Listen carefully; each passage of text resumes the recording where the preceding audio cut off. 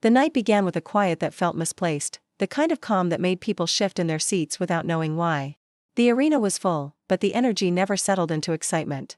It hovered, uneasy, as if something had been forgotten or something was about to be taken away.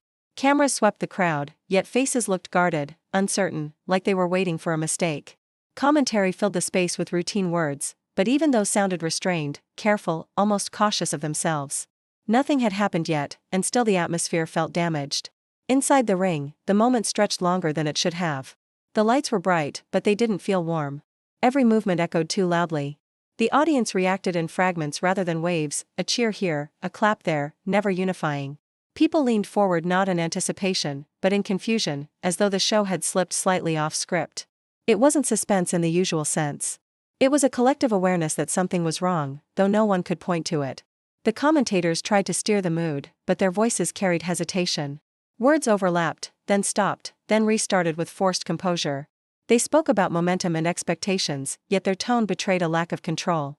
It felt like they were filling space because silence might expose what everyone else was already sensing.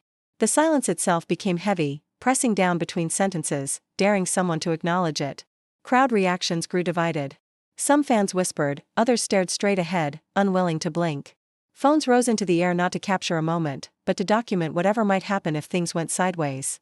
There was no chant, no rhythm. Just noise that couldn't decide what it wanted to be. The tension wasn't loud. It was patient, building slowly, invisibly. Backstage, the unease was already spreading. Screens glowed in dark hallways as producers and performers watched the same feed, sharing glances that said more than words could. No one smiled. No one joked. The sense of routine had cracked, and through that crack came the fear of unpredictability. This wasn't anticipation of surprise. It was preparation for consequence. As the seconds dragged on, the arena seemed to hold its breath. The crowd didn't know it yet, but they were already part of something they couldn't stop. Whatever was coming wasn't designed to thrill them. It was coming to confront them. The calm didn't break. It waited. The first change was so subtle that many missed it. A pause that lasted a second too long. A shift in lighting that didn't signal anything obvious. Commentary faltered, voices lowering instinctively, as if speaking too loudly might trigger something they weren't ready to face. The crowd responded not with sound, but with stillness. Thousands of people went quiet together, not out of respect, but out of instinct. Confusion replaced expectation. Fans glanced at each other, searching for reassurance, for someone who understood what this moment was supposed to be. There was no cue, no familiar rhythm to follow. The arena felt exposed, stripped of its usual certainty. Even the ring looked smaller somehow, less protected, like it had been left out in the open. Then the name surfaced, not announced, not declared, but implied. A presence that didn't need introduction. Jade Cargill had been gone long enough for people to argue about what her return might mean. But no one had prepared for this version of absence ending. The reaction wasn't cheers. It was disbelief, followed by something closer to fear. When she appeared, it wasn't sudden. It was deliberate. Every step carried weight, not because of speed or spectacle, but because of restraint. The crowd didn't explode. It recoiled. Some stood up, others froze where they sat. Phones shook in hands that weren't steady. The silence returned, thicker than before, broken only by scattered gasps that sounded more like warnings than applause. Commentary tried to regain footing, but words failed them. Their voices carried a tremor, a nervous edge that betrayed how unprepared they were. They spoke her name carefully, as if saying it too confidently might invite consequences. This wasn't framed as a triumph. It was acknowledged like a problem walking toward the ring. Her presence dominated the space without demanding it. No gestures, no theatrics, just control. The ring became a destination that felt dangerous rather than celebratory. Fans who had once chanted her name now watched with guarded expressions, unsure if they were witnessing a return or the beginning of something they didn't want to understand. The divided reaction grew sharper. A few cheers tried to rise, but they died quickly, swallowed by silence. Others shook their heads, processing the reality of what this meant. This wasn't nostalgia. It wasn't excitement. It was confrontation. The storm didn't crash in loudly. It arrived slowly, letting everyone feel it before it hit. By the time she reached the ring, the atmosphere had fully shifted. What once felt like a live event now felt like an incident unfolding in real time. The ring lights reflected off her presence, but nothing about the moment felt illuminated. It felt exposed. The crowd wasn't reacting anymore. They were observing, as if movement itself had become risky. Commentary fell into uneven rhythms. One voice spoke, another hesitated, then both stopped entirely. Silence filled the gaps, and no one rushed to cover it. The absence of explanation made the moment heavier. Viewers at home leaned closer, sensing that whatever was happening wasn't meant to be understood quickly. This wasn't spectacle. It was pressure. Her stance in the ring was calm, but not relaxed. There was no celebration in her posture, no acknowledgement of approval or rejection. She didn't look around to soak anything in. She looked forward, grounded, unmoved by the chaos she had caused simply by existing there again. The crowd felt smaller in her presence, reduced to witnesses. The tension peaked not with noise, but with paralysis. People forgot to cheer. Forgot to boo. Some covered their mouths. Others stared, unblinking. This wasn't a moment designed for comfort.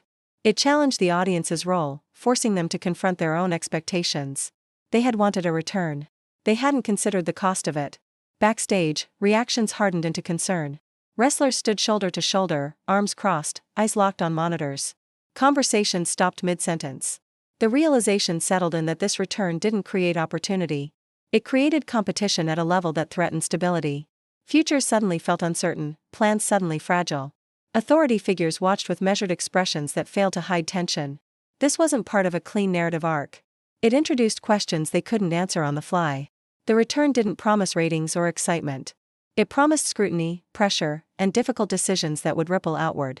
As the moment stretched, the discomfort became undeniable. This wasn't about dominance in the ring. It was about presence altering the environment around it. The storm had arrived, not with destruction, but with weight. And everyone could feel how hard it was to breathe under it. The aftermath didn't wait for the show to end. The tension followed her behind the curtain, seeping into hallways and locker rooms where whispers replaced conversation. Wrestlers avoided eye contact, not out of disrespect, but self-preservation. The return had shifted the internal balance, and everyone felt it immediately. Some questioned their place openly, voices low, words sharp with anxiety. Others stayed silent, staring at lockers as if answers might appear on the metal. The fear wasn't about losing matches. It was about losing relevance, losing control over careers they thought they understood. Her presence didn't threaten them physically. It threatened their certainty. Media reactions exploded in real time. Clips spread without context, opinions formed before facts could settle. Debate turned aggressive, dividing fans and analysts alike. Some called it necessary. Others called it reckless. Few called it entertaining. The discomfort translated beyond the arena, reaching phones, screens, and conversations everywhere. Authority figures faced immediate pressure. Meetings formed hastily, plans rewritten on the fly. This wasn't a return that could be managed quietly. It demanded response, explanation, and justification. Every decision now carried extra weight, because the audience had sensed the instability and wouldn't let it go. For Jade, the consequences became personal. Legacy shifted from potential to burden. Every move would now be dissected, every choice questioned. The return had reignited attention, but not admiration. It placed her under a microscope that didn't care about intention, only impact. Family felt it too, in the sudden flood of messages, in the concern layered beneath pride. Success had always come with sacrifice, but this felt different. This return didn't offer clarity. It introduced strain, expectation, and the possibility of isolation. The storm hadn't passed. It had settled. And everyone involved understood that nothing about their environment was neutral anymore. In the days that followed, the silence became louder than the reaction ever was. Conversations replayed the moment, searching for meaning that refused to settle. Fans argued about what they felt rather than what they saw, because what they saw hadn't offered resolution. It had offered weight. Jade didn't rush to explain herself. The absence of clarification deepened the unease. People projected their fears and hopes onto her silence, filling gaps with speculation. Each theory revealed more about the audience than about her. The return had become a mirror, reflecting discomfort back at those watching.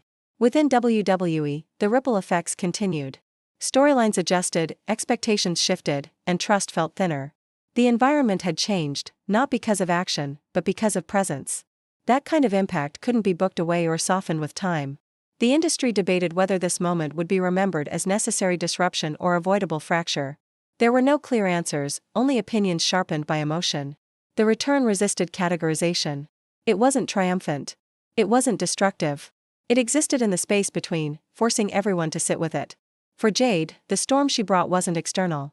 It was internalized, carried forward with every step. The burden of expectation weighed heavier than absence ever had. Returning hadn't restored balance. It had removed the illusion that balance was possible.